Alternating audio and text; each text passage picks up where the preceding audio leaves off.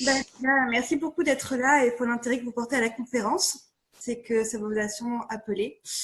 Euh, Déjà, je vais vous dire comment j'arrive pour poser ça et passer à autre chose parce que c'est une grande première pour moi en fait. J'ai vraiment pas l'habitude de faire ça et c'est un grand cap que je suis en train de passer là avec vous.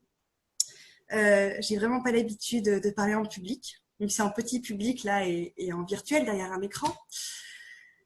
Mais je suis en train de lâcher un gros morceau devant vous là.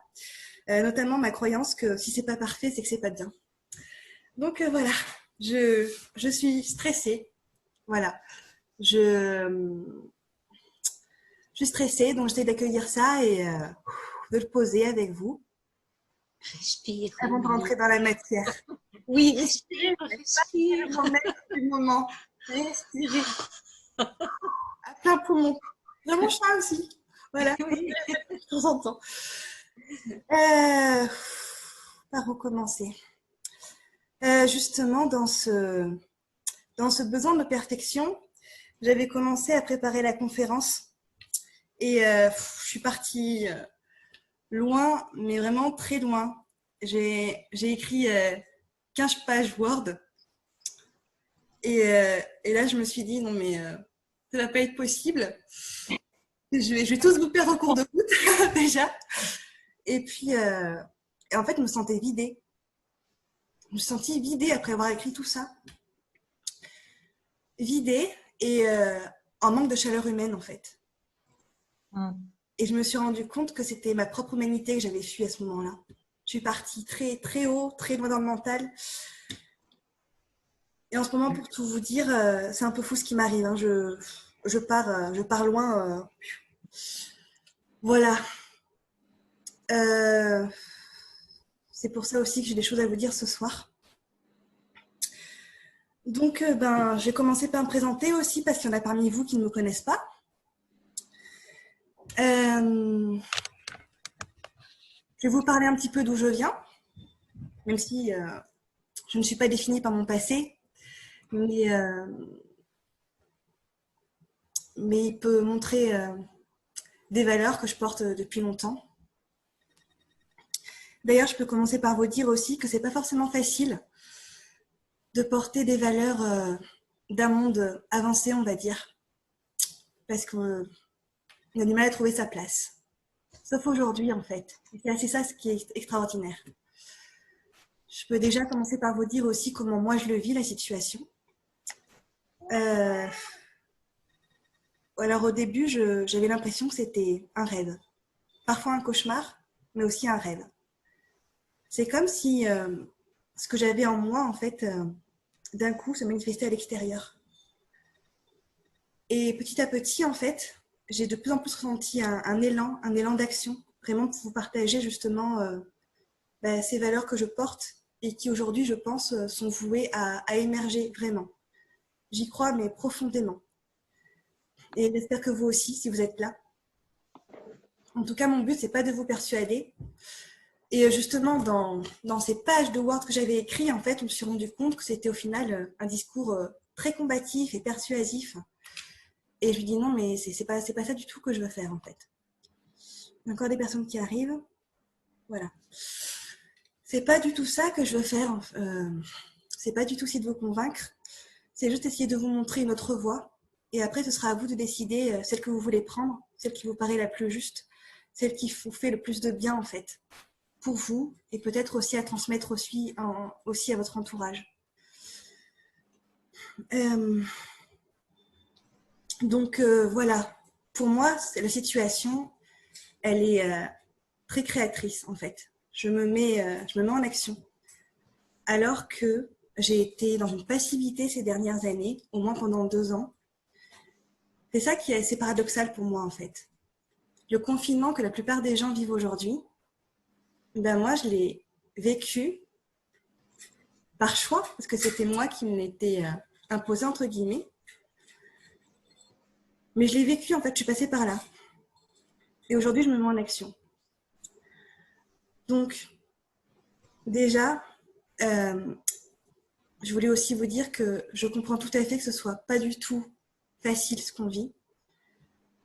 il y a des choses qui se jouent pour chacun d'entre nous de manière complètement différente, à différents niveaux, et c'est OK. La première étape, c'est d'accueillir ça, en fait. C'est normal que ce soit complètement déstabilisant. C'est normal qu'on vive des moments difficiles. C'est normal qu'on se sente flanché, que des fois on a envie de tout envoyer valser, qu'on se sente en colère, qu'on se sente triste, qu'il y ait plein de choses qui surface. C'est complètement dans l'air du temps, là. C'est vraiment justement l'invitation de ce qu'on vit aujourd'hui. Donc la première chose à faire, c'est vraiment de l'accueillir et de dire OK, quoi. De ne pas essayer de contrôler. Alors, il y a encore. Oh, Rachel. Voilà. Bonjour Rachel, ça fait plaisir que tu sois là aussi. Donc comme je disais aux personnes qui sont arrivées peut-être après, vous pouvez éventuellement réactiver les micros, qu'il n'y a pas trop de bruit. Voilà. Comme ça, des fois, vous pouvez me répondre. Donc, où en étais-je? Voilà, l'accueil du coup de ce qu'on vit. Que c'est complètement normal d'être déstabilisé en ce moment, parce que ça bouge beaucoup, et pas qu'en superficiel, aussi en profondeur. Et j'ai même envie de dire que ce serait plutôt anormal de ne le vivre que bien, ce qu'on vit en ce moment. Donc les moments de doute, les moments de mal-être, etc., c'est complètement, c'est OK. C'est un passage nécessaire en fait pour tous, même si c'est difficile. Mais on le vit tous aussi, on peut se relier aussi dedans. On n'est pas tout seul à vivre ça. Et je peux dire quelque chose? oui, Pourquoi c'est anormal de le vivre bien?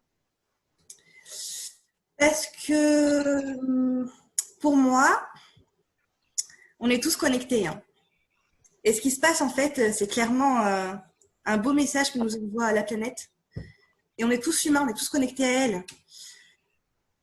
Et je pense sincèrement que les personnes qui ne traversent pas au moins un moment difficile, quelque chose qui réémerge là, c'est qu'elles sont un petit peu déconnectées justement de leur humanité ou de leurs émotions. C'est sans jugement. Hein. Après, vous voyez comment ça résonne en vous, si ça vous parle ou pas, vous prenez ou pas. En tout cas, moi, c'est ce que je ressens. Oui, c'est un peu. Je vais rebondir sur ce qu'a dit donc Marie-Françoise et sur ce que tu dis, Emeline. Je pense que c'est vrai. Parce que moi, dans le début du confinement, j'ai des grandes peurs qui sont remontées à la surface. Et puis d'un seul coup, ça s'est calmé. Et en fait, au lieu d'être déstabilisé, donc c'était pas normal de le vivre, donc c'était pas anormal de vivre ça. Et en fait, maintenant, je le vis bien. Et c'est pas anormal maintenant de le vivre bien parce que j'ai des choses qui ont émergé. Exactement. Je sais pas si je me fais comprendre. Oui, oui, oui. Tu vois, du coup, au début, c'était très déstabilisant. C'est mon expérience personnelle. Tu permets, Emeline, que je dise quelque chose? Oui, après je vais reprendre la parole, sinon ça va prendre trop de temps. Et d'ailleurs, juste pendant ce temps-là, juste parce que a priori Zoom a enlevé la limite. Non, justement, pas la limite. A enlevé a enlevé le temps illimité en fait. Je crois que c'est de nouveau limité à 40 minutes. Donc j'ai déjà créé notre réunion, dont je vous mets le lien en fait dans le chat. Comme ça, si jamais ça coupe à 40, il y aura une deuxième réunion sur laquelle on pourra repartir. OK? Donc je vous le mets là. Peut-être faites un copier-coller pour vous mettre à côté ou je sais pas. Ah oui. Et bien justement, du coup, ces moments de doute, ces moments de peur, ces moments difficiles, ça c'est justement être connecté à son féminin. Et le pourquoi pourquoi j'ai appelé comme ça cette conférence comme ça d'ailleurs, vision féminine.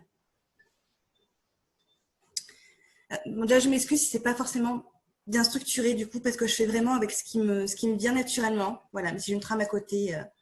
Donc je compte, comme c'est une première aussi, je compte vraiment sur votre bienveillance et indulgence et voilà. Donc la vision féminine. Alors déjà, j'ai consciemment choisi ce mot-là en opposition du masculin, non pas par rejet du masculin parce qu'on en a besoin aussi, mais parce qu'aujourd'hui, on manque vraiment de féminin. Je pense que c'est la base du problème actuel. Tout est une question d'équilibre en fait dans la vie. Aujourd'hui, on vit dans une société qui fonctionne principalement avec des valeurs masculines, c'est-à-dire beaucoup de contrôle, de l'hyper-contrôle. Et tout ce qui est en excès, que ce soit dans un sens ou dans l'autre, provoque forcément des dégâts. Donc, si je mets l'accent sur le féminin, c'est parce que c'est ce qui a besoin de réémerger, ce qui a besoin de reprendre sa juste place pour revenir à un équilibre entre masculin et féminin. Mais encore une fois, c'est pas du tout du coup un discours féministe en mode justement rejet du masculin et des hommes qui nous ont fait du mal, etc. Pas du tout. Déjà parce que l'homme aussi est du féminin. Que le féminin, c'est pas que attribué aux femmes comme le masculin, c'est pas que attribué aux hommes. Hommes comme femmes, on porte tous et toutes les deux polarités en nous, qui sont opposées, mais aussi complémentaires. On a besoin des deux, en fait, pour être équilibrés et pour vivre pleinement notre vie. Donc, cette part de contrôle du masculin, on en a besoin aussi. On en a besoin parce que sinon, ce serait sûrement complètement l'anarchie. Mais encore une fois, le problème, c'est que c'est parce qu'il y a trop de contrôle aujourd'hui que le monde ne va plus. Donc, voilà pourquoi j'ai appelé ça vision féminine. C'est parce que pour moi, c'est vraiment la voie à suivre aujourd'hui pour retrouver un équilibre sain dans notre monde, dans nos relations, dans notre vie personnelle. Après, j'ai parlé d'approche sensible parce que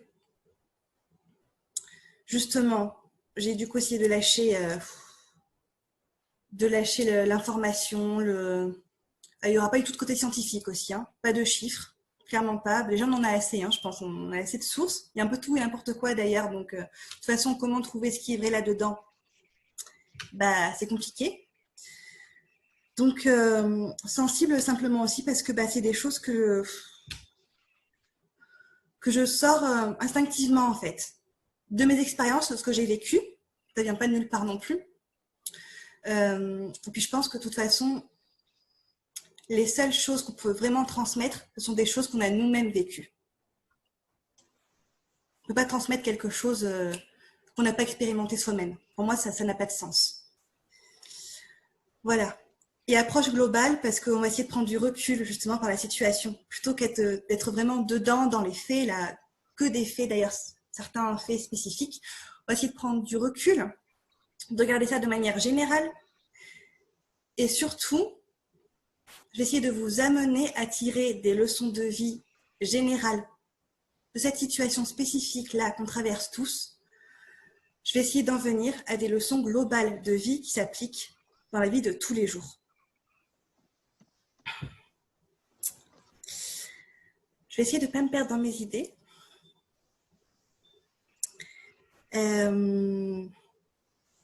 Donc, ouais, voilà.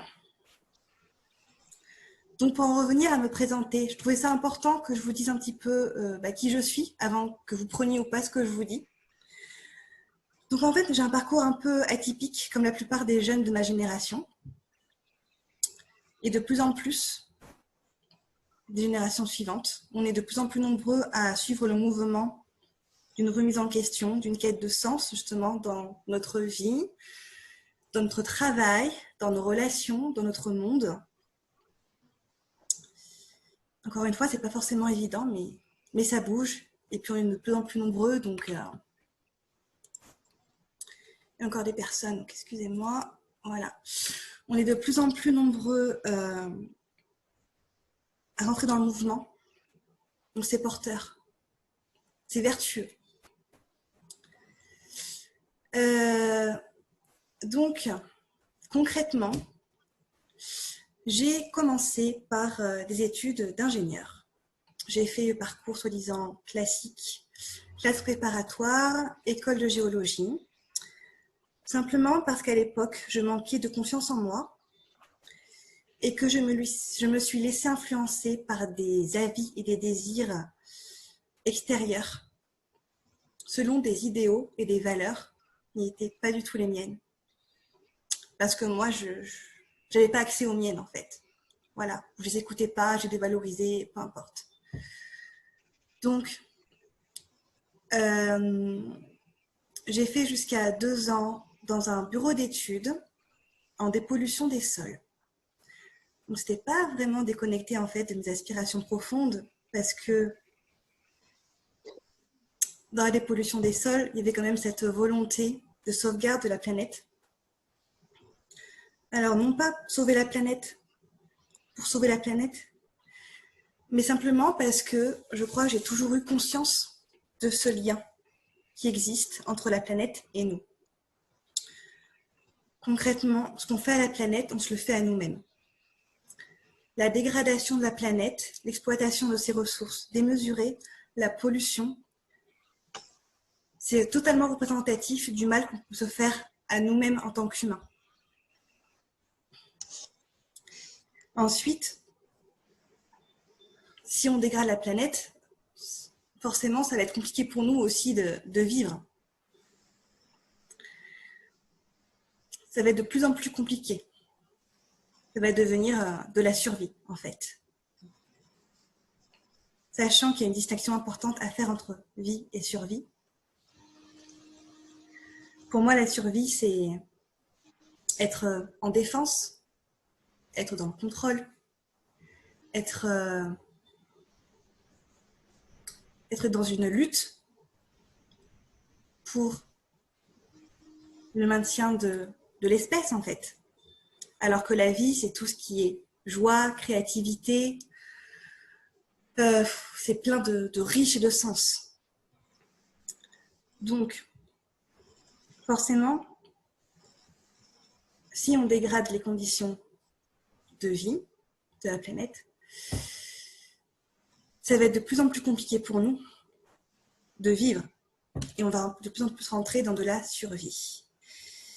Ce qui va encore plus nous éloigner de notre humanité, du coup. Et personnellement, moi, c'est pas du tout ce à quoi j'aspire. Simplement parce que je suis une amoureuse de la vie, en fait. J'aime la vie, j'aime la planète, j'aime la nature. C'est même pas juste pour la sauver, parce qu'il faut la sauver, encore une fois. C'est juste parce que voilà, j'aime cette vie-là et j'ai envie que ça continue, quoi. Donc, au final, c'est même très égoïste. Si je suis là devant vous dire tout ça, au final, c'est très égoïste. C'est parce que moi, j'aime tout ça. Si je vous dis ça, c'est encore une fois pour mettre en parallèle en fait, les leçons que je vais essayer de vous transmettre, les enseignements que je vais essayer de vous transmettre, ça part et de la situation qu'on vit et de mon expérience de vie. Et là, ce que je suis en train de vous dire, en fait, c'est que tout part de nous. La meilleure action qui soit, l'action la plus juste, c'est celle qu'on fait pour nous, suivant notre envie.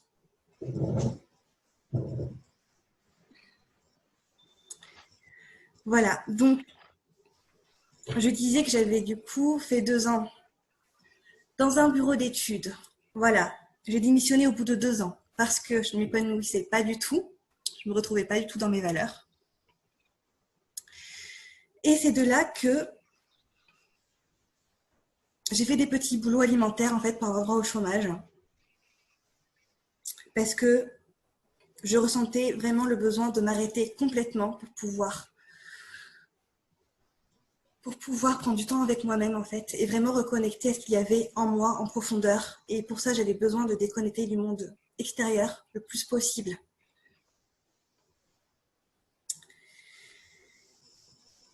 C'est exactement en fait ce qui se passe en ce moment. C'est exactement l'invitation pour la majeure partie d'entre nous en ce moment. Ce confinement, c'est ça en fait. Bien que ce soit imposé. Donc c'est forcément plus compliqué à accepter et à vivre. C'est ok. Il n'y a pas de jugement à avoir. Mais c'est vraiment l'invitation, c'est ça. Ce confinement, c'est une invitation à se retrouver soi. Alors après, ok, tout le monde ne peut pas vraiment se le permettre. Enfin, c'est une question de volonté après, hein, mais il y en a pour qui c'est plus compliqué parce qu'ils sont encore en télétravail, parce qu'ils sont en famille ou en couple. Et ça peut même provoquer des crises, tout ça. Mais en même temps, dans ces crises, c'est ça aussi qui va être révélateur.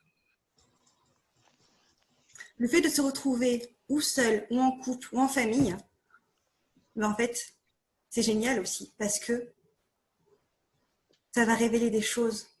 Ça va vous pousser à révéler des choses profondes.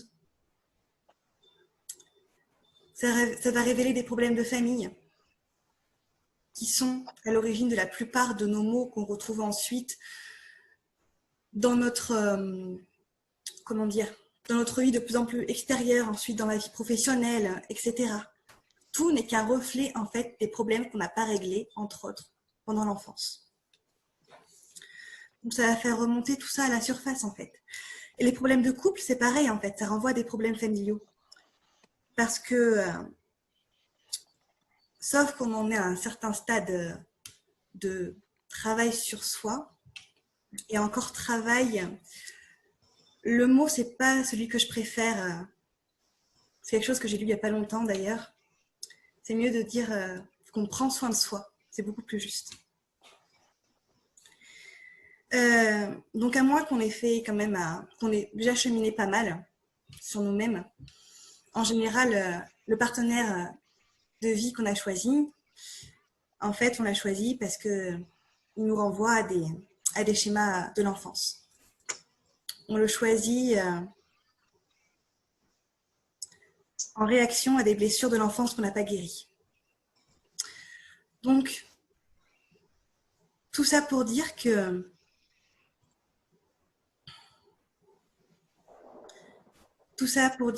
ce qu'on vit actuellement, c'est juste en fait. Et c'est une véritable opportunité. En tout cas, moi, c'est le choix que je fais de voir ça comme ça. Si vous le voyez différemment, c'est ok aussi. Hein. Il n'y a pas de bonne ou mauvaise manière de voir les choses en fait. Il y a la vôtre. C'est celle qui vous parle qui est la plus juste. Moi, je suis juste là pour essayer de vous apporter une autre vision et pour compenser la vision majoritaire qui est actuellement véhiculée avec toute cette peur, voilà, prônée par les médias. Même si je pense que vous tous qui êtes là, présents ce soir, vous êtes déjà ouverts à cette vision un peu plus optimiste, on va dire, un peu plus lumineuse. Mais si vous êtes là, c'est peut-être aussi parce que vous avez besoin de renforcer ça, de le nourrir. Ce que je fais moi aussi moi-même. Hein. Je regarde beaucoup de vidéos de personnes inspirantes pour renforcer ce que je ressens en moi, en fait. Pour le renforcer. Peut-être aussi qu'il y a des personnes parmi vous qui sont là parce qu'elles sont prêtes à s'ouvrir à un autre point de vue, à se remettre en question. Et du coup, bravo pour ça parce que c'est vraiment pas facile. C'est vraiment pas facile. Et c'est pour ça que d'ailleurs beaucoup ont encore du mal à le faire.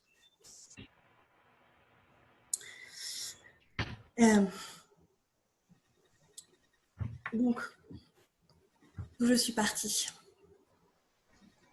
Du confinement. De l'opportunité qu'on trouve dans la crise.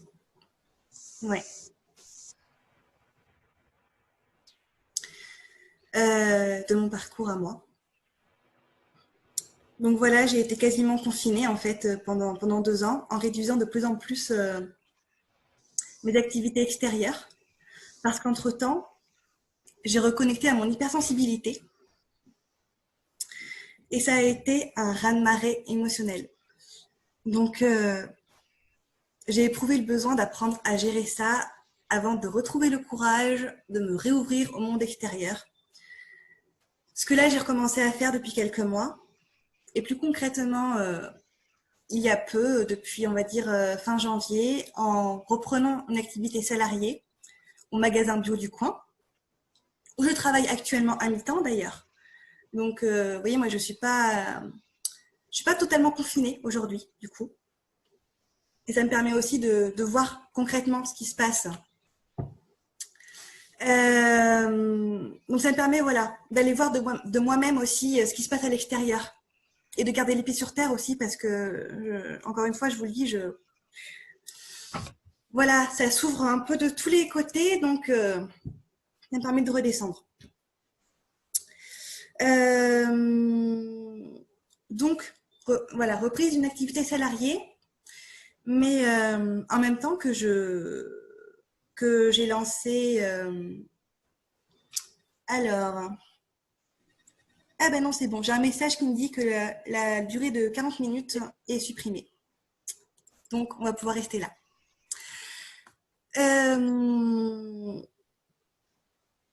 Donc,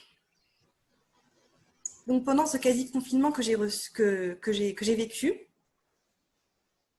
où j'en ai donc profité pour me remettre en question, pour me reconnecter à ce que je voulais vraiment, à qui j'étais vraiment, et ce que je voulais en faire. Je me suis faite aussi accompagner par un thérapeute pour ça, pour m'aider à y voir plus clair. Et ce qui en a émergé aussi, c'est qu'à mon tour, je voulais aussi prendre soin des autres, accompagner l'humain. Parce que je me suis rendu compte aussi que pour arriver à mon aspiration première qui était de prendre soin de la planète, et ben en fait c'était le comportement humain en fait qu'il fallait changer. Et plutôt qu'agir sur la conséquence, qui était la dépollution des sols, du coup c'était agir seulement sur la conséquence, c'était beaucoup plus percutant d'agir sur la cause. C'est-à-dire nous, nos comportements, nos habitudes de vie, nos schémas de fonctionnement. Donc, je me suis formée, j'ai suivi une formation de neurotraining. Je ne vais pas rentrer dans les détails à ce propos du tout. Pour faire très simple, on va dire que c'est un dérivé de la kinésiologie, pour ceux qui connaissent. Donc, c'est une thérapie alternative. Pendant cette remise en question, pendant ce temps d'arrêt que je me suis pris pour moi, je me suis ouvert à toutes ces disciplines alternatives qui sont en pleine émergence et qui sont absolument riches de sens. Et une fois qu'on a commencé, on ne s'arrête pas d'ailleurs.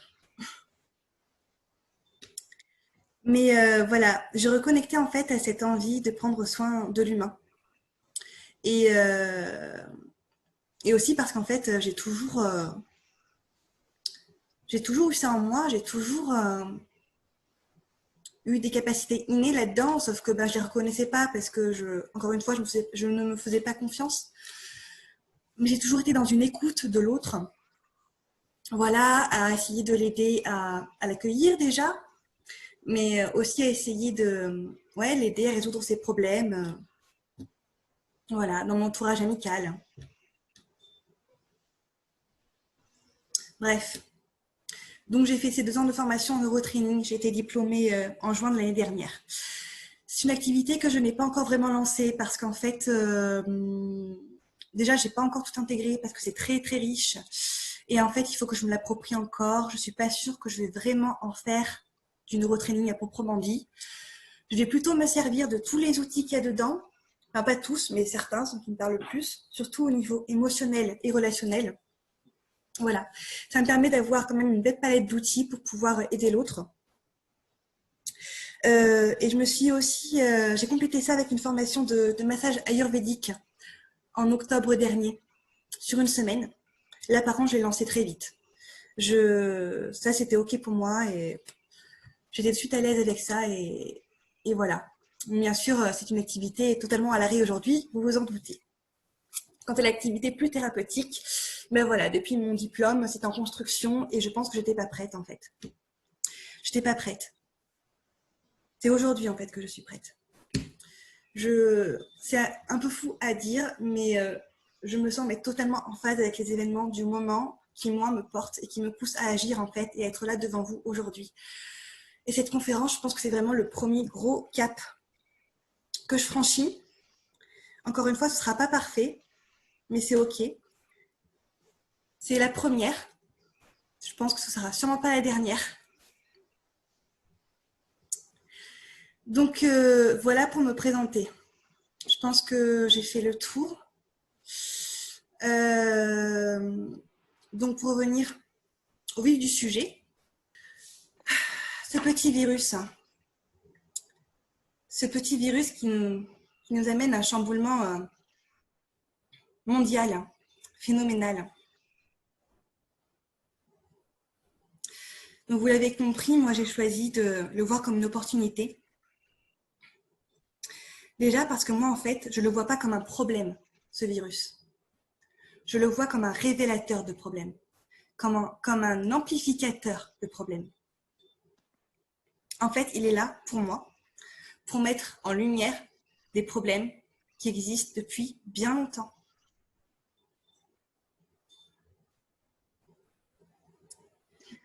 À commencer par la manière dont le gouvernement a géré la crise. On l'a vu, du jour au lendemain, ça a été le jour et la nuit, complètement incohérent.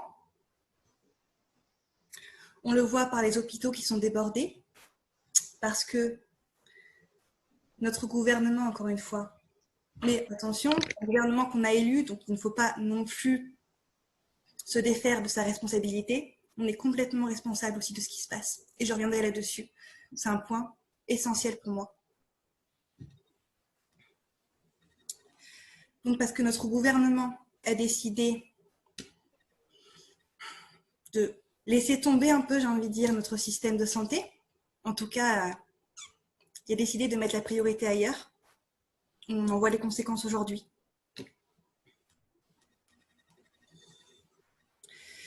Et un autre problème que ça révèle, c'est, oui, forcément, ce virus, il fait aussi des morts. Je ne suis pas en train de le nier. Je ne suis pas du tout en train de nier aussi le côté négatif, on va dire. D'ailleurs, je tiens à dire aussi que même si je suis très optimiste et très positive dans cette situation qui pour le plus grand nombre paraît dramatique, je tiens à dire que ça ne m'empêche pas du tout d'être pleine de compassion pour les gens qui souffrent, parce que oui, il y en a. Que ce soit les malades, que ce soit les personnes qui sont en deuil parce qu'elles ont perdu un être cher, que ce soit les soignants, que ce soit les personnes qui sont confinées et qui ont du mal à le vivre, et qui vivent des crises, du coup, dans leur couple, dans leur famille, ou seuls face à soi-même aussi. Je ne suis pas du tout en train de nier tout ça. Je suis vraiment pleine de compassion pour ces personnes-là, parce que je suis avant tout humaine.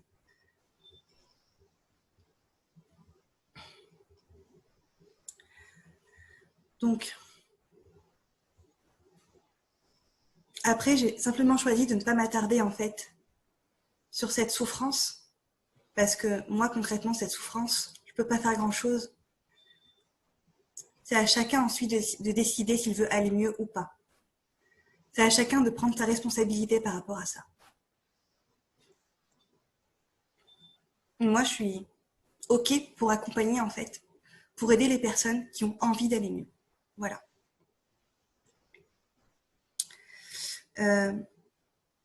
Donc, le dernier problème que, pour moi, ce virus est venu mettre en lumière, et qui est sûrement le plus essentiel, on va dire, c'est justement pourquoi il y a quand même des morts.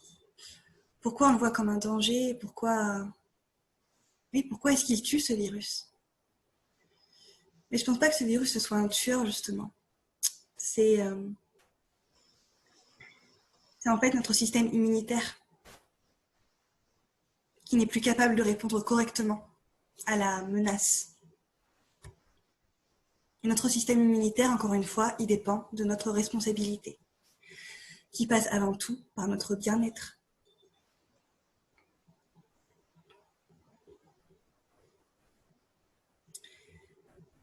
Et ce virus, il n'est pas là pour... c'est pas lui qui choisit d'ailleurs toi tu meurs pas du tout. Je crois pas du tout au hasard. Moi, il n'y a aucun hasard dans la vie, vraiment. Et ça dépend vraiment que de nous, en fait, de notre capacité à se protéger ou pas. de notre capacité, de notre choix à accueillir ce qui se passe, ce virus même d'ailleurs. Est-ce qu'on va s'en défendre parce qu'on le voit vraiment comme un danger, on en a une peur extrême et du coup notre organisme va réagir de façon excessive par rapport à ça? Ou alors est-ce qu'on va l'accueillir en disant ok, je l'accueille, je vais me forger une immunité acquise d'ailleurs. C'est les porteurs sains. Hein. A priori, je ne suis pas scientifique encore une fois, hein, mais il y a des porteurs, il y a des personnes qui ont été contaminées qui ne le sentent même pas passer. Mais ces personnes-là, pour moi, sont des personnes qui sont dans cette attitude-là, en fait, d'accueil, pas de stress, pas de peur, d'accueil, ou qui ont au moins une conscience de ce qui se passe, qui ont un recul là-dessus, quoi.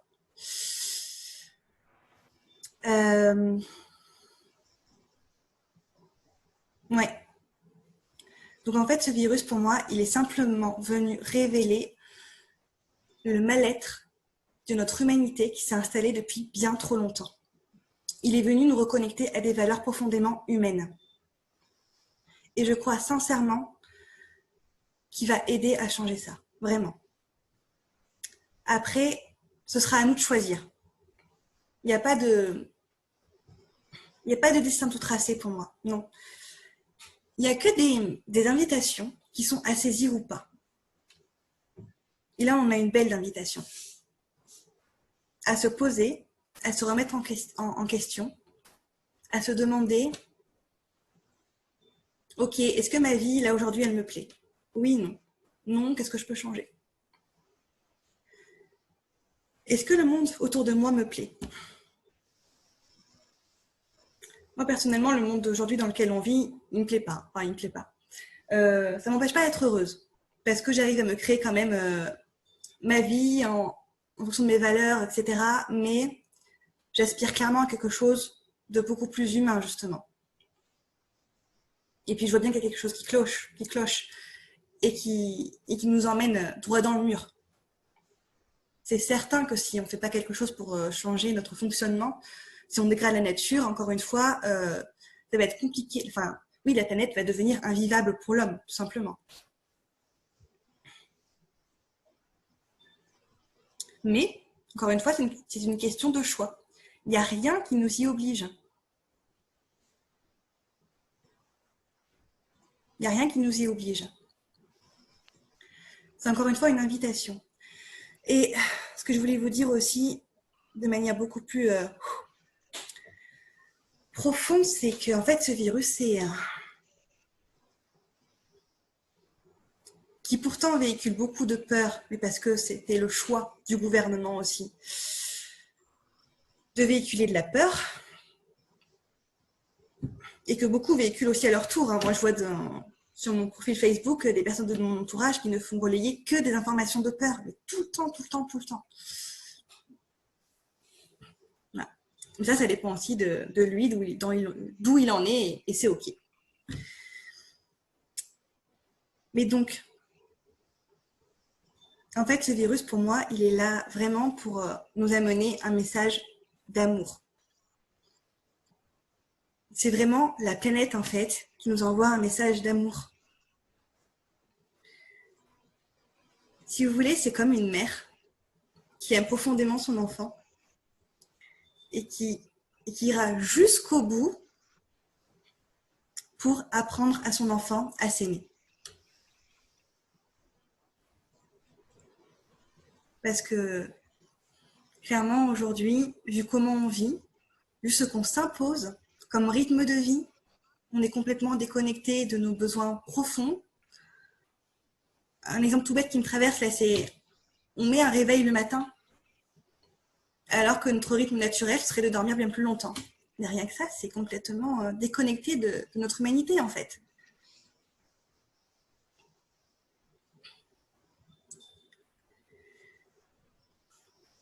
Donc oui, aujourd'hui, on est très très loin de s'aimer dans notre pleine humanité en fait. Et c'est pour ça qu'on est en train de vivre ce qu'on vit là. C'est une invitation à se poser, à accueillir ce qui se passe. Et puis aussi ce confinement, en fait, justement, qui ralentit notre rythme.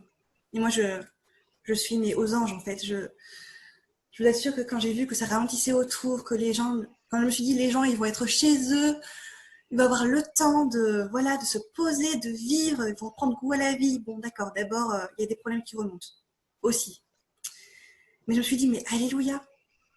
Personnellement, j'en rêvais, en fait. Je rêvais que les gens puissent se poser, en fait. Et c'est arrivé.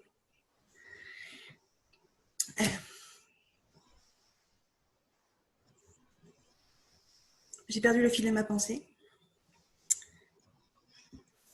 Donc, ce confinement.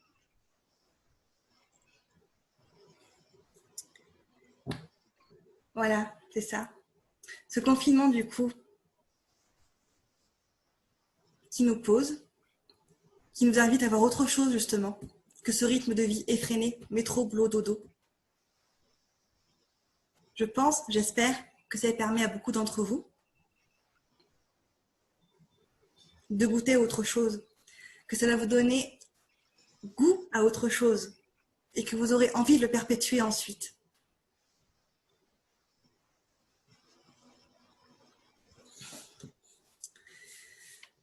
C'est ça aussi qui est assez magique. Donc quand on voit ça avec du recul, c'est quand même assez fou ce qui nous arrive. Je vous assure que moi au début, j'ai bugué en fait. Je me suis dit, mais qu'est-ce qui se passe? On est passé d'un rythme fou, d'un rythme effréné, à d'un coup tout s'arrête. C'est puissant quand même.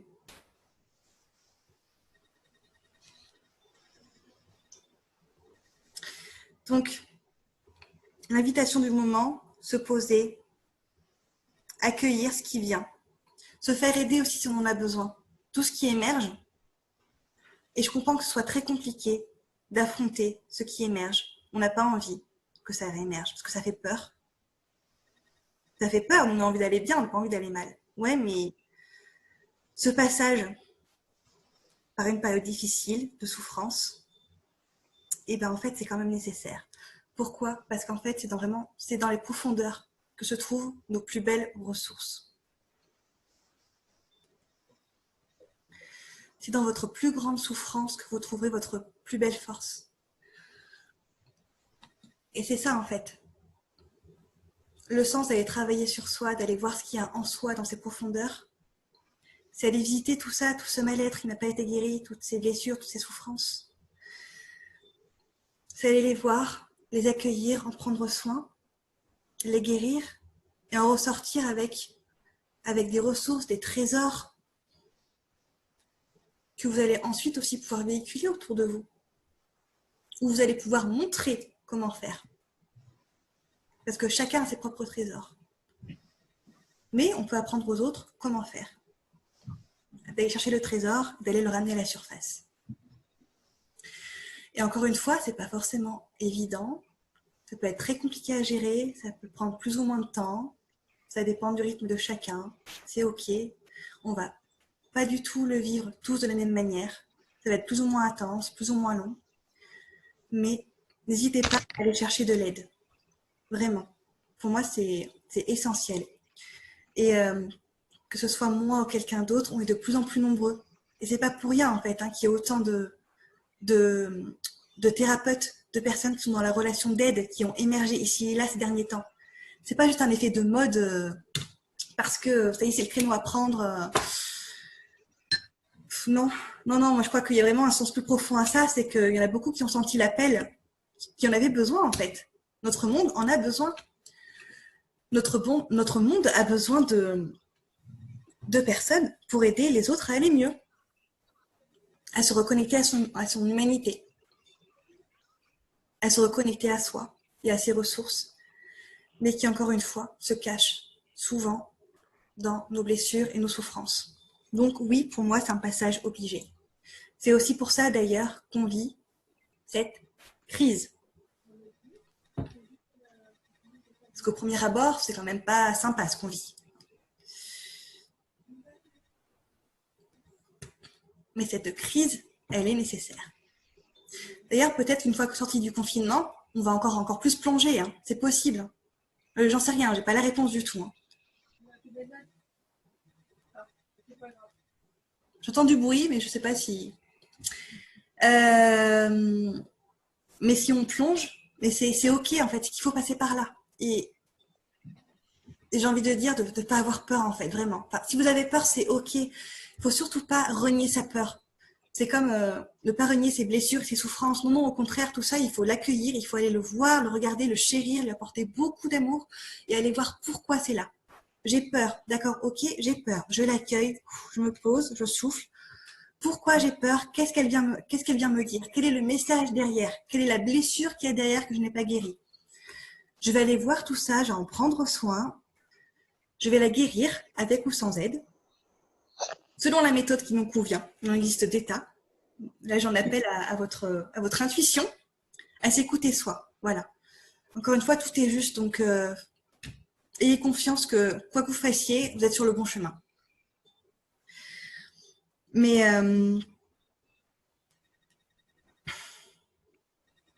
je vais tellement loin dans mes idées que j'ai du mal à revenir à ce que je disais avant. Qu'est-ce que je disais?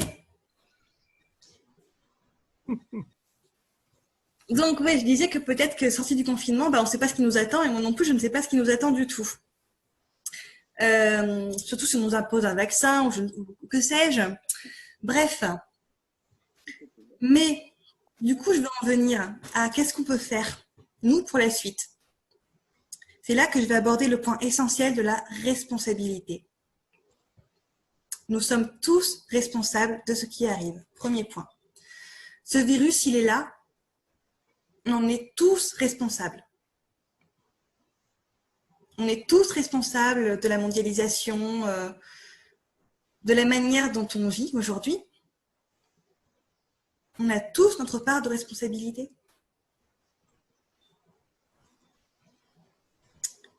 Alors, on peut dire, oui, mais bon, le gouvernement, les gouvernements, c'est la majorité, est élu à la majorité, et moi, je ne fais pas partie de la majorité. Oui, c'est vrai. Mais au-delà de ça, il y a ce gouvernement qui est élu. Mais pourquoi est-ce qu'on donne encore autant de pouvoir à ce gouvernement? D'ailleurs, je vais vous écrire un mot qui vous parlera peut-être. Ah. Oui, c'est sûr. Voilà. Donc là, notre responsabilité dans l'histoire, au-delà du fait qu'effectivement, ce gouvernement qui est élu, il est élu, hein, même si je ne vais pas voter, il est élu, c'est un fait extérieur. Qui est là? C'est comme le virus d'ailleurs, c'est un fait extérieur. Il est là. Je sais pas trop de... Il est là, je peux rien faire sur lui. Il est là, c'est un fait. D'accord. Alors ma responsabilité là-dedans, elle est où? Eh bien, elle est de lui donner du pouvoir, en fait.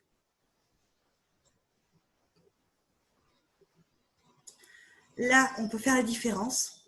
C'est arrêter de donner du pouvoir au gouvernement. Et retrouver le nôtre, en fait.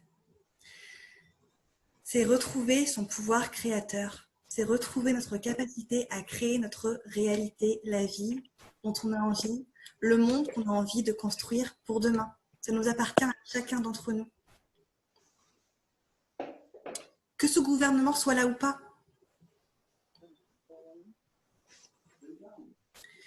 Imaginez, on commence à créer un monde parallèle, on va dire.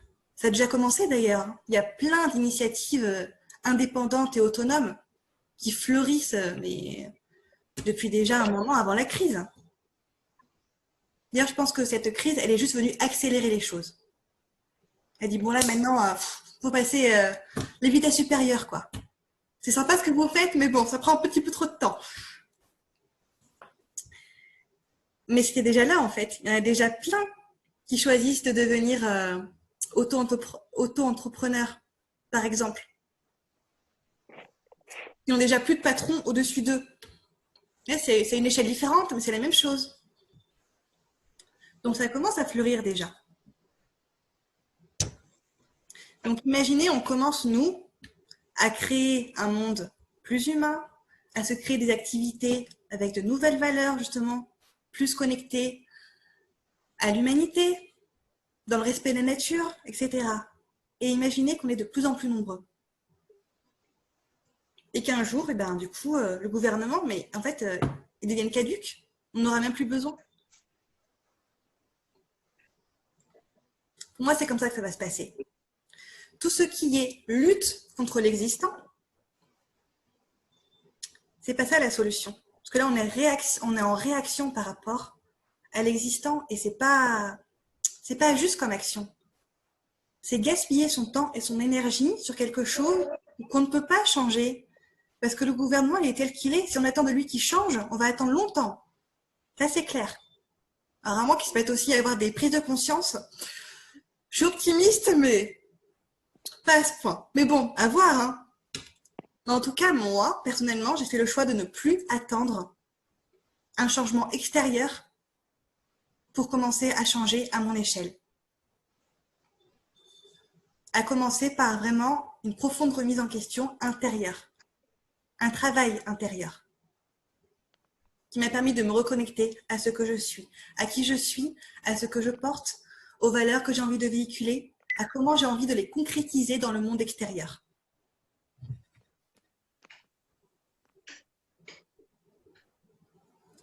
Et c'est comme ça que je suis créatrice de ma réalité d'ailleurs. C'est en vivant selon mes aspirations profondes. D'ailleurs, quand je vous disais que je n'énoncerai pas du tout de chiffres, parce que c'est un peu tout n'importe quoi en fait, hein. Il y a des sources dans tous les sens, on ne sait pas d'où ça vient, on n'a pas de moyen de les vérifier par soi-même. Et pour moi, la seule vérité, c'est celle qu'on peut vérifier par soi-même, vraiment. C'est celle qu'on vit, qu'on constate directement en fait. Un chiffre que je peux vous donner, c'est que dans mon entourage, j'ai 0% de morts liées au coronavirus, par exemple.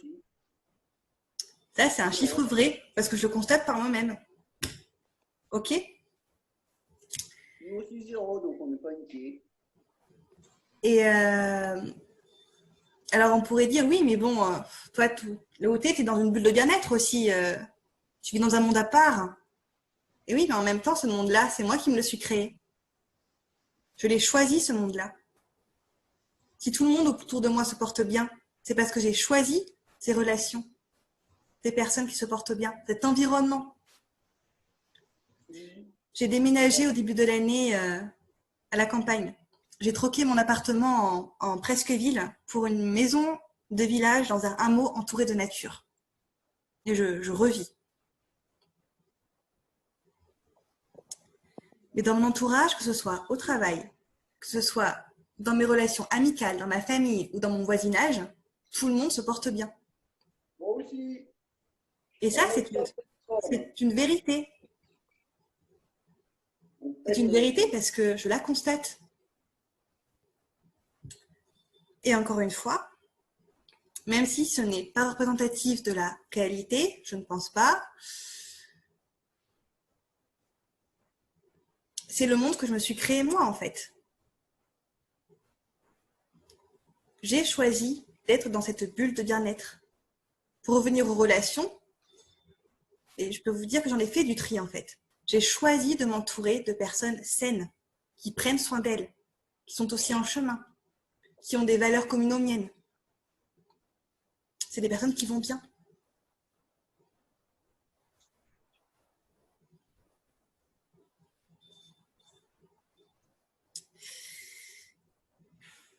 Donc, ce que je voulais vous dire, c'est du coup, imaginez, donc moi je me suis créé ma bulle de bien-être, ok, où tout le monde va bien. Imaginez que tout le monde se crée sa bulle de bien-être, qui devienne une énorme bulle de bien-être ensuite. Et paf, on change le monde. Alors ok, c'est très utopique, hein, dit comme ça. Mais pour revenir à une échelle du coup déjà plus individuelle, rendez-vous bien compte que les changements que nous, on va opérer, en fait, vont forcément impacter notre entourage. Ça va inspirer les autres. Ça va amener les autres à en faire de même aussi. Ceux qui sont prêts, en tout cas. Ceux qui ne sont pas prêts, soyez indulgents avec eux. Laissez-les si vous avez envie d'avancer, vous. Ceux qui ne sont pas prêts, ce n'est pas le moment et c'est OK.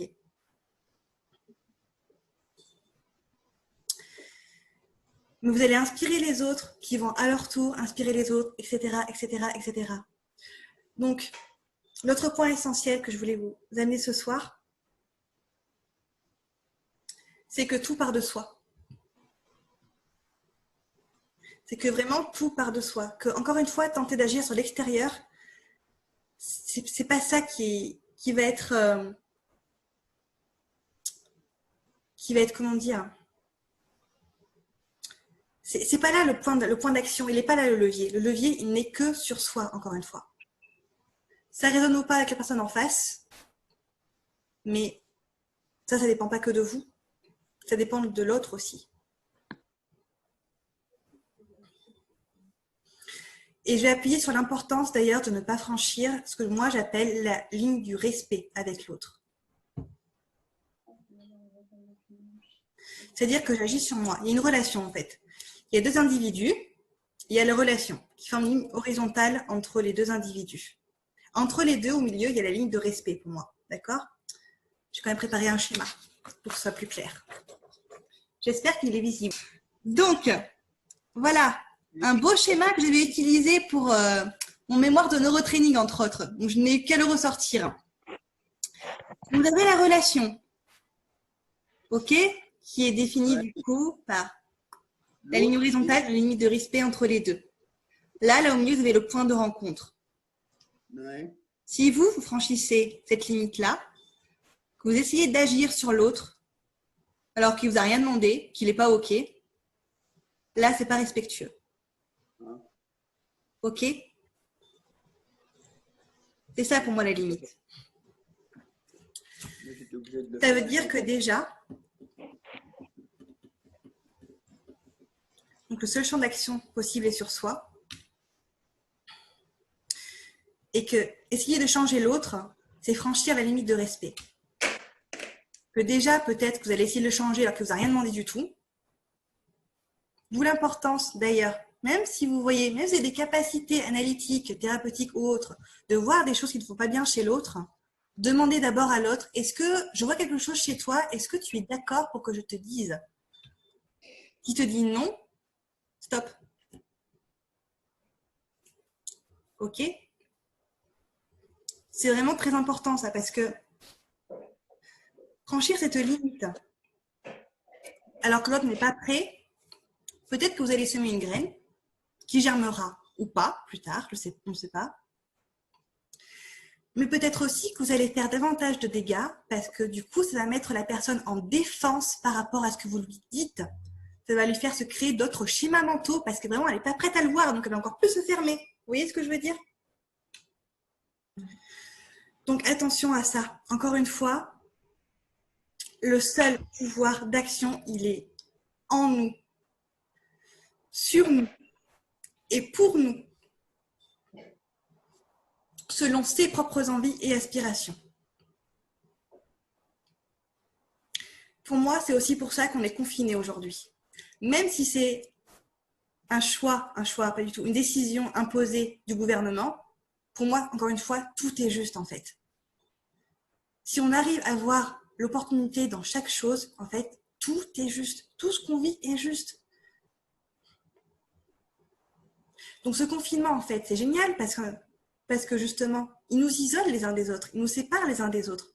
Même si ça continue encore à fuser virtuellement, physiquement, on est séparés.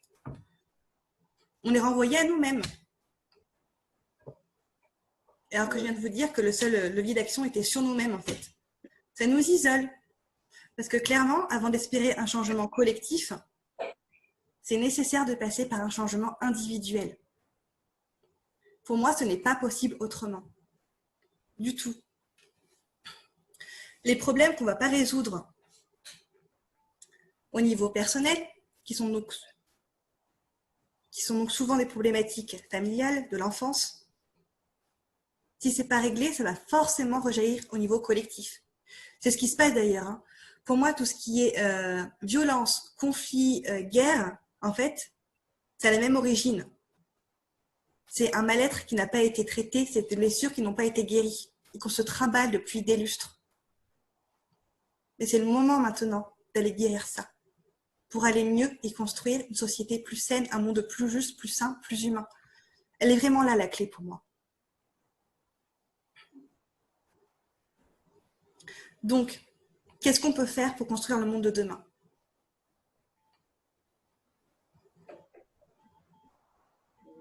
Aller se regarder intérieurement, aller se visiter, voir de quoi on a vraiment envie, voir quelles sont nos aspirations, nos valeurs, les vraies, les nôtres, et pas celles que notre entourage essaye de nous inculquer. Non, vraiment les nôtres à nous. Et réfléchir à et qu'est-ce que je vais en faire ensuite. Mais d'abord passer par cette phase d'introspection passive. Ça, c'est du féminin d'ailleurs. La passivité, l'introspection, tout ça, c'est du féminin. C'est pour ça aussi que j'ai appelé cette conférence Vision féminine, parce que ça véhicule des valeurs essentiellement féminines. Donc, aller se regarder intérieurement, voir ce qui émerge, se faire accompagner si besoin, etc. Voir ensuite ce qu'on peut en faire pour construire le monde de demain. Et après, basiquement, j'ai envie de vous dire qu'on a un super pouvoir aussi, c'est notre pouvoir de consommation, pour revenir dans le beaucoup plus concret et terre à terre. Notre pouvoir de consommation, si tout le monde allait s'alimenter en magasin bio, par exemple, et je ne dis pas ça parce que j'y travaille, les grandes surfaces n'auraient plus lieu d'être. On est totalement acteurs de la réalité.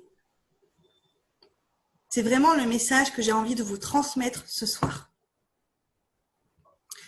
Et que vous le preniez ou pas, ce message, c'est OK. Il y a pas encore une fois, il n'y a pas de jugement à avoir. Ça vous parle, ça ne vous parle pas, c'est vous qui voyez. Moi, je vous transmets juste. Après, ce que vous en faites, c'est à vous de voir. Après, je peux être là pour vous aider sur ce chemin-là d'intégration de tout ça, si vous voulez, moi ou d'autres personnes.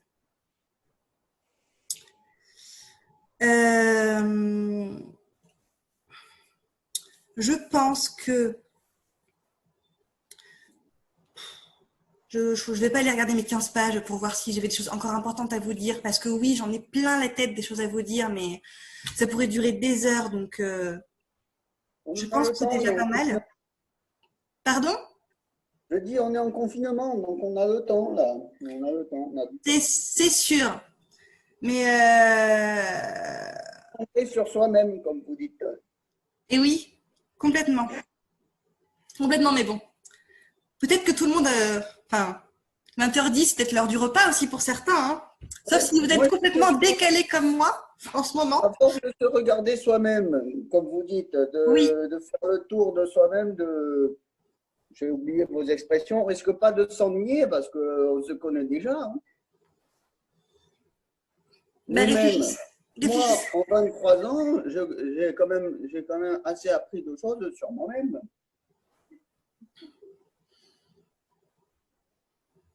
Vous voyez comment vous vivez le confinement?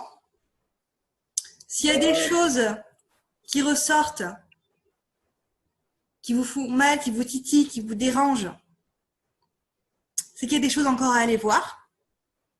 Et sinon, commencez à réfléchir sur comment vous pouvez agir, qu'est-ce que vous pouvez faire, comment vous pouvez faire votre part à vous.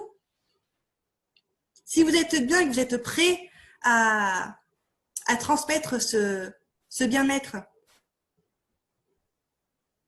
comment est-ce que vous voulez le faire? Voilà, vous pouvez réfléchir à ça.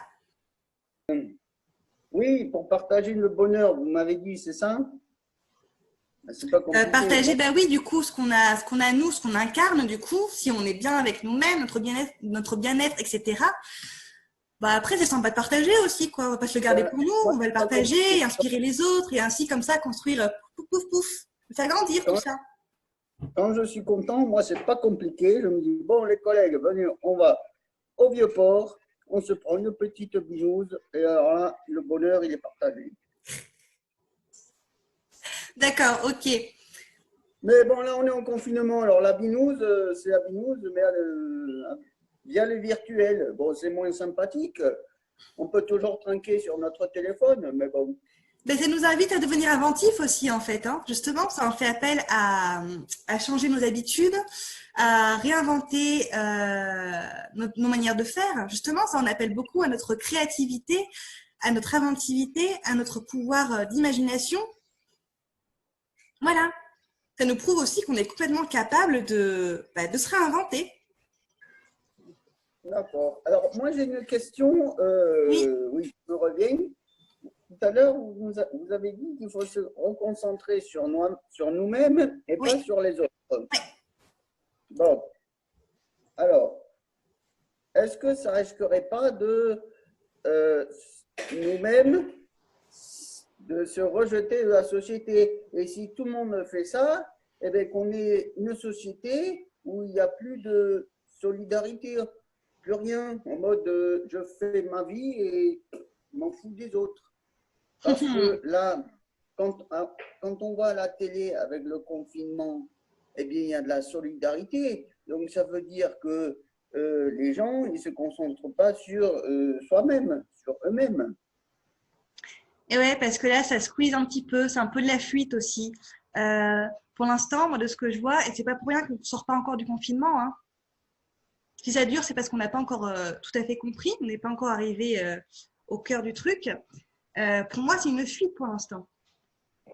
Déjà, vouloir se rassembler, continuer notre vie, mais de manière virtuelle, c'est une fuite de l'invitation qui est de se rencontrer soi-même. Après, vous avez dit justement quelque chose d'intéressant, c'est que si on va se rencontrer, si tout le monde va se rencontrer soi-même, la société, elle va s'effondrer, un truc comme ça, Oui. je crois. Et ben, bingo, il faut que la société s'effondre il faut que la société actuelle s'effondre avant de pouvoir en bâtir une autre. D'accord. J'ai compris. Voilà. Mais il faut d'abord revenir à soi. Et après, une fois que tout le monde sera OK, on va pouvoir avoir des relations plus saines avec les autres. Et on va construire un monde beaucoup plus sain comme ça, une société beaucoup plus humaine. Vous voyez ou pas? Oui, oui. Alors, il y a aussi un autre truc que je trouvais très intéressant, c'est votre papier. Donc, vous nous avez montré la relation, ouais, voilà, ça, entre moi et l'autre. Et qu'il ne fallait pas aller dans la relation de l'autre. Oui, dans le champ de l'autre, en fait. J'ai envie de dire dans l'espace de l'autre. Chacun a son espace vital, en fait. Et on n'a pas le droit de rentrer dans l'espace vital de l'autre si on n'y est pas invité. En gros, c'est ça. Alors moi, j'ai une question. Peut-être que vous n'avez pas la réponse. Moi, je suis enseignant. Donc, ma réponse, comment on fait pour apprendre aux élèves le respect, l'autonomie, le travail, sans aller vers l'autre? Parce qu'au final, c'est ce qu'on fait constamment. Eh bien, déjà, en le respectant lui-même, en respectant l'enfant et son propre rythme, donc, arrêter de le bombarder d'activités, le laisser se découvrir par lui-même. Parce qu'en fait, l'enfant, il porte toutes les valeurs de base. Il les a, ces valeurs-là. C'est juste qu'après, il est conditionné et éduqué, justement. Mais l'enfant, tel qu'il est, mais il est parfait, en fait, dans son imperfection, mais parfait. Ces valeurs-là, il les a instinctivement. C'est qu'après, on lui apprend que non, en fait, il n'a pas le droit de se respecter, il n'a pas le droit de s'écouter, on n'apprend pas à s'écouter, il n'a pas le droit de pleurer, donc il renie ses émotions. Du coup, aujourd'hui, on ne sait plus écouter nos émotions. C'est pour ça qu'on les fuit d'ailleurs. Hein. C'est pour ça qu'on les fuit. Et pourquoi justement il y a beaucoup de fuites là par rapport à cette introspection, au fait d'aller se voir intérieurement. C'est parce que ça va faire réagir des émotions et qu'on en a peur de ça. Pourquoi? Parce qu'on n'a pas appris à les gérer. On ne nous a pas appris. D'accord, j'ai compris. Ouais, c'est bon, j'arrive à répondre à vos Ça veut questions. dire que en face de nous, on a un élève qui est un bras cassé. Ben, je dis ça parce que j'avais des STMG. Donc, en gros, si c'est des bras cassés que nous, on veut qu'ils soient plus intelligents, pour que ça se passe bien, il faut qu'on les considère comme, Comme un être comme, intelligent, comme exactement. un être. Et oui, clairement, oui, bien sûr. Notre manière de voir les choses, ça change tout. Notre manière de voir les choses et les choix qu'on fait, c'est la base. Ok. Donc, si vous voyez la personne comme une personne intelligente, vous allez renforcer son intelligence. Et je pense qu'aussi, il y a un rôle majeur des parents, hein, qui aujourd'hui est un petit peu abandonné d'ailleurs, parce que on a de moins en moins de temps avec nos enfants, et que justement, ce rôle-là est relégué à une institution extérieure. Et c'est ça que je trouve ça chouette, moi aussi, personnellement, dans le fait de donner l'école, là, en ce moment, à la maison, que les parents donnent l'école aux enfants. Mais moi, je trouve ça génial, parce que ça réapprend, en fait, aux Ouais, parents à être pleinement dans leur rôle oui, et à redécouvrir leurs enfants. Et je comprends encore une fois, hein, que c'est pas forcément simple, hein. Enfin, je suis pas mère, donc je peux pas savoir en plus. Mais j'imagine, je ne peux qu'imaginer. Mais c'est toute une redécouverte, hein, ça c'est clair. Il y a un sacré boulot à faire, hein. Je dis pas tout ce que je viens de dire là. Je suis pas en train de dire, allez, on y va, c'est facile, il y a qu'à faire. Non, je dis pas que c'est simple, hein. Je dis pas du tout que c'est simple. Si c'était simple, ça fait longtemps qu'on vivrait dans un autre monde, hein, que le monde irait mieux, clairement. Ça demande quand même du travail, de l'implication. Mais faut pas non plus tomber dans du matraquage et justement du travail forcé, quoi. Faut se respecter, s'écouter, suivre son rythme, faire selon ce qui ressort naturellement, en fait. Pas aller, bon, allez, je me fais une thérapie là, pas, je veux tout voir, pas. Non, non, non. Non, là, c'est encore une fois, c'est un mode d'action très masculin, combatif. Allez, j'y vais, quoi. Non, du tout. C'est pas ça du tout que je suis en train de vous dire. d'accord. J'espère que vous arrivez à voir la nuance. Avant d'inviter éventuellement à d'autres questions, je voulais quand même clôturer sur quelques petits points.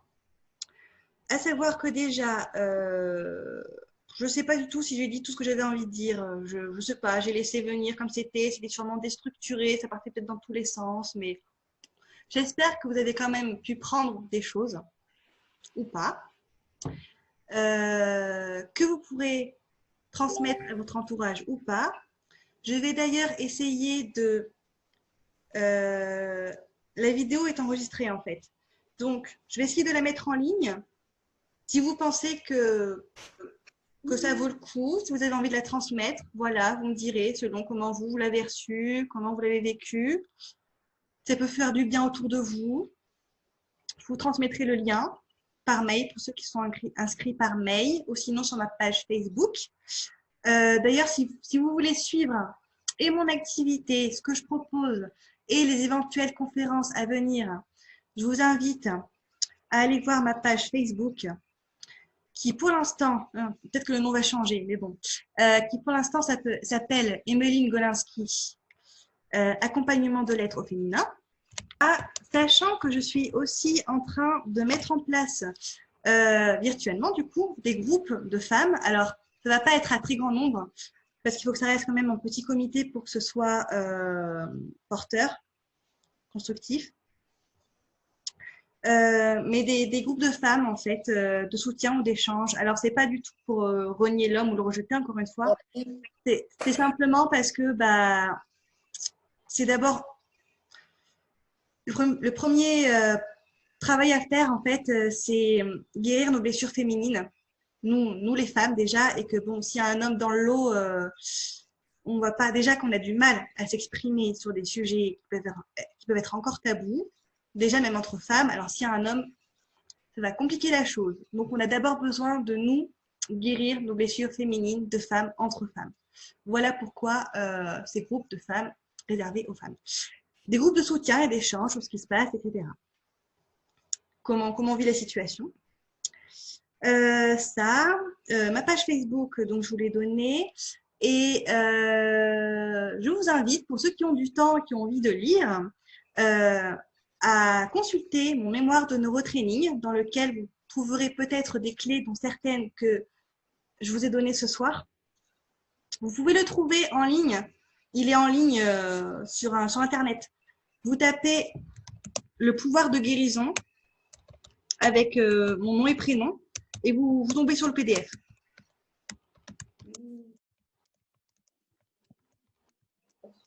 Voilà. Ensuite, je voulais simplement vous remercier.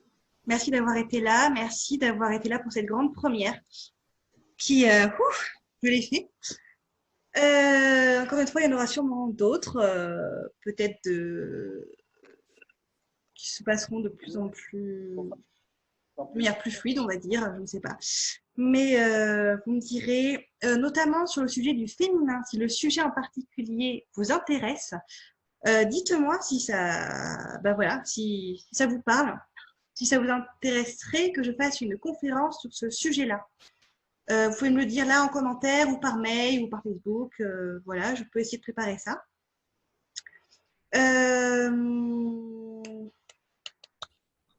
Tac, donc ouais, voilà. Merci d'avoir été là. Merci d'avoir franchi le pas avec moi. Merci beaucoup. C'était pas simple du tout, mais je l'ai fait. Voilà, je l'ai fait. C'est très bien sorti. Pardon? Je m'en suis bien sortie, c'est ça qui... Merci. Oui, c'est ça. Ça a peut-être bugué. Vous en êtes. Ouais, c'est marqué ma connexion Internet est instable. Alors, bon. Ok, merci beaucoup. Merci, merci. Merci vraiment. Vous voyez, pour revenir à mon échelle personnelle, moi-même, cette crise-là, et je peux vous dire, je passais par des choses pas faciles. Hein. Ça m'a fait régler des choses avec ma famille qui vraiment n'étaient pas évidentes du tout. Et justement, c'était le point noir que je ne voulais pas encore franchir. Et c'est cette crise, c'est l'arrivée de ce virus qui m'a permis de franchir ce cap. Donc, pour vous dire que pourquoi je crois en tout ce que je vous dis, c'est parce que je l'ai moi-même vécu. C'est parce que cet événement-là, tout ce qui nous arrive, ça m'a poussé moi-même à régler des choses profondément mais nécessaires. J'avais deux points noirs en fait. C'était mes liens familiaux qui n'étaient pas forcément sains, avec lesquels je devais prendre de la distance, clairement, et mon inaction. C'est deux choses que j'ai réglées grâce aux événements extérieurs actuels. Ça m'a poussé à franchir ces caps-là, qui sont sûrement en lien tous les deux d'ailleurs, hein, les liens familiaux et ma capacité et mon passage à l'action. Mais voilà, pour vous dire que c'est possible en fait, complètement. Je l'ai moi-même vécu. Alors, encore une fois, il y a eu des moments qui n'ont pas été faciles. J'en ai parlé autour de moi, je me suis fait aider aussi. Voilà, vous n'êtes pas obligé du tout d'affronter ça seul, vraiment, vraiment, vraiment. Et ouais, donc voilà, je l'ai fait. C'était une première pour moi. Et merci au virus du coup de m'avoir permis de franchir le pas. Et qu'est-ce que je voulais? Oh, merci Rachel, merci beaucoup. Je voulais finir avec quoi? Non, mais moi, je vous en ai parlé et je sais plus ce que je dis. Oui, vous remercier mes amis qui ont été là aussi parce qu'il y en a beaucoup qui étaient là ce soir. Du coup, je voulais vraiment remercier pour votre soutien parce que vous m'avez vachement aidé en fait. Rien qu'en réagissant, parce que ça fait longtemps que je partage en fait des choses que je ressens, que je vis, etc. sur ma page personnelle Facebook, qui n'est donc pas accessible à tout le monde. Mais voilà, j'ai plein de personnes qui m'ont soutenue, qui ont adhéré à ce que j'ai dit, qui m'ont justement, ça m'a poussée à continuer, à me renforcer, à prendre confiance en moi et merci vraiment. Merci à vous pour m'avoir porté jusque-là. J'ai entendu parler, mais je ne sais pas. Je dis bravo, continuez parce que c'est très intéressant. Merci beaucoup. Merci du fond du cœur. Du coup, juste le mot de la fin que j'avais envie de vous dire, j'avais envie de vous laisser avec cette note-là. Quoique avant, pour finir mes remerciements quand même, je tenais vraiment à le dire ce soir pour leur rendre hommage quelque part. C'est merci à mes parents en fait. Encore une fois, je viens de traverser des choses difficiles justement par rapport à eux et en fait, je me suis rendu compte que ça a été les meilleurs enseignants que j'ai pu avoir. de manière complètement inconsciente parce que ça a loin d'avoir été des parents parfaits. Et en fait, inconsciemment, ils m'ont montré des choses mais merveilleuses. Ils m'ont appris à m'en sortir par moi-même. Et ça m'a permis d'acquérir une autonomie, une capacité d'analyse et de remise en question qui en font aujourd'hui en fait des forces magnifiques dont je prends à peine conscience.